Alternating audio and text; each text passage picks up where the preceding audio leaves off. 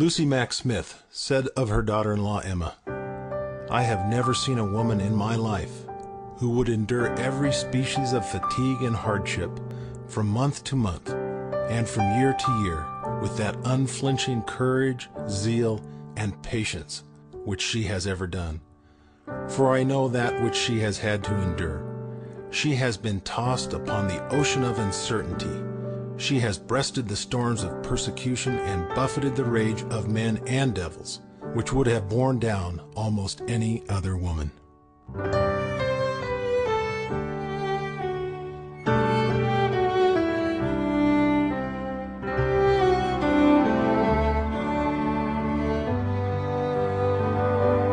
Never had an ordinary day.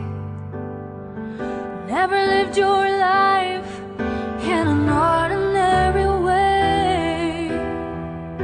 For everything you loved, you paid a price, but you couldn't let the world see you cry. Never had a moment of peace. Never felt the sunlight when the worry set you free. Every time your life turned a page, it seemed like your heart might break. With the world on your shoulders, when the nights had grown colder, you seemed to weather every storm with a queen's grace.